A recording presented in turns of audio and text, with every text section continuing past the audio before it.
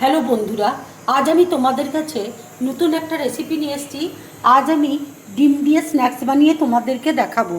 এই স্ন্যাক্স তৈরি করতে দেখো আমার কী কী লাগছে, তোমাদেরকে দেখো দেখিয়ে দিচ্ছি। এখানে দেখো 3টে ডিম আমি সেদ্ধ করে নিয়েছি। হাফ কাপ দেখো ময়দা রয়েছে, চিজ আছে, আলু সেদ্ধ করে দেখো গ্রেট করে নিয়েছি, ধনেপাতা কুচি আছে, পেঁয়াজ কুচি আছে, হলুদ আছে, চাট মশলা রয়েছে, গরম মশলা গুঁড়ো রয়েছে, লাল লঙ্কার গুঁড়ো রয়েছে, জিরে গুঁড়ো রয়েছে, চিলি ফ্লেক্স রয়েছে। এখানে দেখো দুটো আমি কাঠি নিয়েছি। এই দিয়ে দেখো আজকে আমি স্ন্যাক্সটা তৈরি করব। ডিম দেখো দুভাগ করে আমি কেটে নিচ্ছি।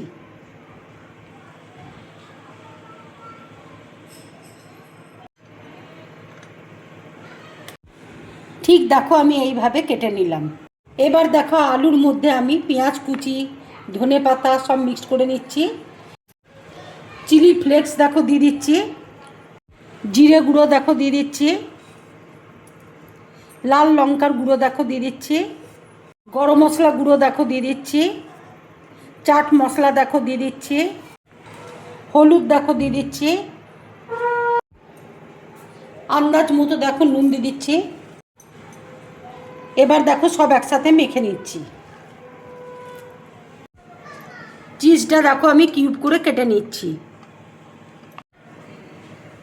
ঠিক দেখো এরকম কিউব করে আমি কেটে নিলাম।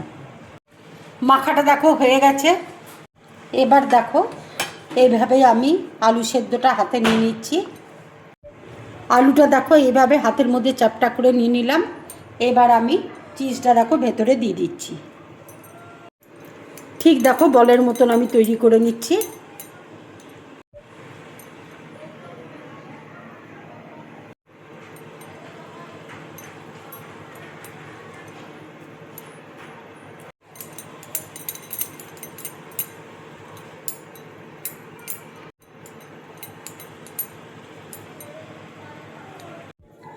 ডিমটা দেখো ঠিক এইভাবে আমি কাঠির মধ্যে দিয়ে দিলাম।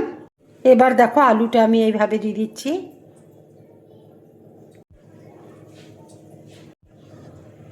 এবার দেখো ডিমটা আমি আর একটা ডিম এইভাবে আমি দিয়ে দিচ্ছি। সবগুলো দেখো রেডি হয়ে গেছে।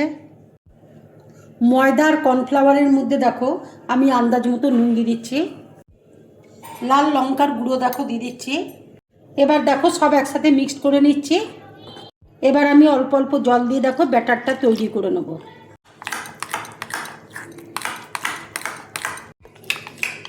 ব্যাটারটা দেখো তৈরি হয়ে গেছে। ঠিক এরকম ধরনের দেখো ব্যাটারটা তৈরি হবে। এবার দেখো ডিমটা আমি কর্নফ্লাওয়ার আর ময়দার ব্যাটারের মধ্যে দেখো দিয়ে দিচ্ছি।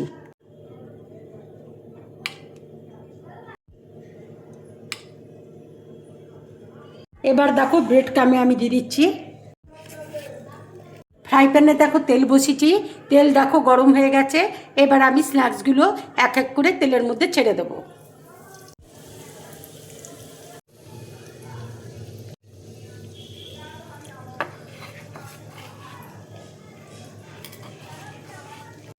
এই স্ন্যাক্সগুলো দেখো আমি মিডিয়াম টু লো ফ্লেমে ভাজবো, তাহলে ভাজাটা খুব ভালো হবে, ভেতরে কাঁচা থাকবে না। স্ন্যাক্সটা দেখো ভাজা হয়ে গেছে। এবার আমি তুলে নিচ্ছি। সব স্ন্যাক্সগুলো দেখো আমার রেডি হয়ে গেছে। এবার আমি পেঁয়াজ আর শসা দিয়ে একটু ডেকোরেশন তৈরি করে দিচ্ছি।